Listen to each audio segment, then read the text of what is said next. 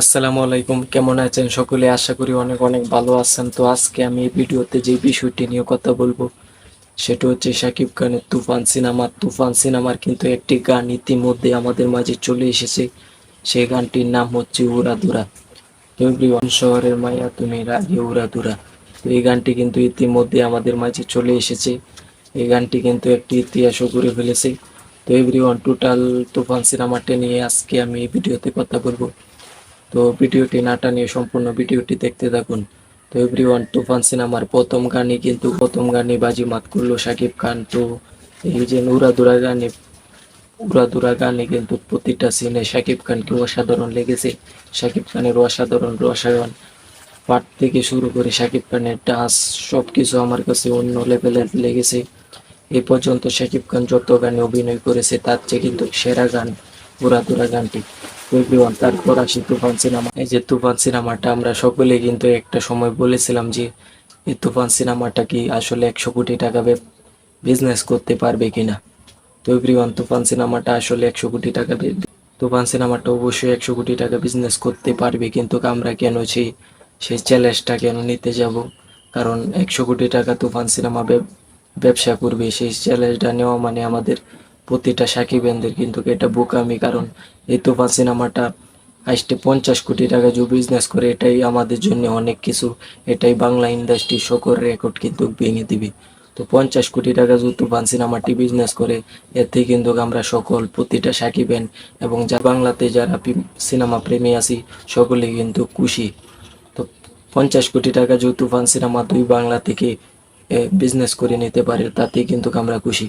তো আমরা কিন্তু তার চেয়েও বড় স্বপ্ন দেখতেছি, সেটা হচ্ছে 100 কোটি ক্লাবে। দুই বাংলার ইতিহাসে কোনো সিনেমা কিন্তু 100 কোটির ক্লাবে 50 50 কোটি পার হয়ে কিন্তু যেতে পারে নাই কোনো সিনেমা।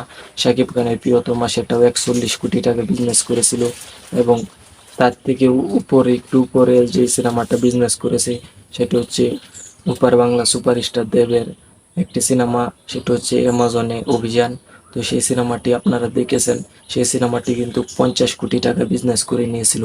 তো এভরিওয়ান, সব কিছু মিলিয়ে আমার কথা একটাই, সেটা হচ্ছে আমরা কেন শাকিব খানের তুফান সিনেমা নিয়ে একটি চ্যালেঞ্জ নিতে যাব?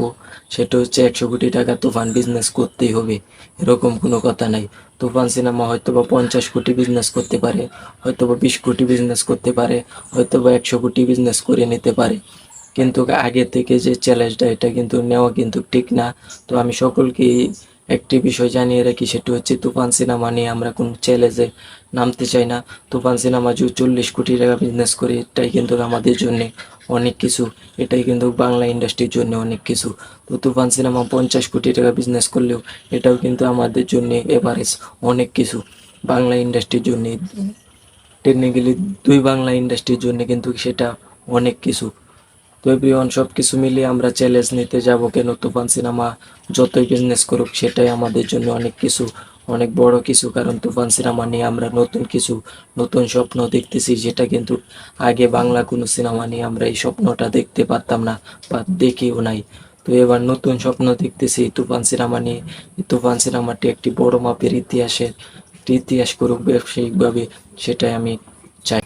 তুফান সিনেমাটি বেশি টাকা বিজনেস করলে সেটা আমাদের বাংলা ইন্ডাস্ট্রির জন্য অনেক ভালো হবে। টেকনিক্যালি আমাদের দুই বাংলা যে ইন্ডাস্ট্রি আছে তাদের জন্য কিন্তু অনেক ভালো হবে, কারণ ইন্ডাস্ট্রিটা আরও অনেক গুণ উপরে চলে যাবে।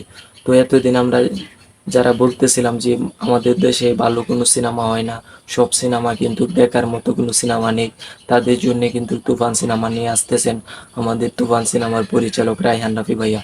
তো সব কিছু মিলিয়ে তুফান নিয়ে আমরা বড় ধরনের আশা দেখতেই পারি। তো সেটা যেন অনেক বেশি চ্যালেঞ্জ না নেই, আমরা অল্প কিছু স্বপ্ন দেখি। এটা অবশ্যই বড় কিছু করলে এটা আমাদের জন্য অনেক কিছু। তো এভরিওয়ান, সব কিছু মিলিয়ে আজকের ভিডিওটি এই পর্যন্ত। এই ভিডিওতে আমি কথা বলেছি তুফান সিনেমার গান এবং তুফান সিনেমা নিয়ে।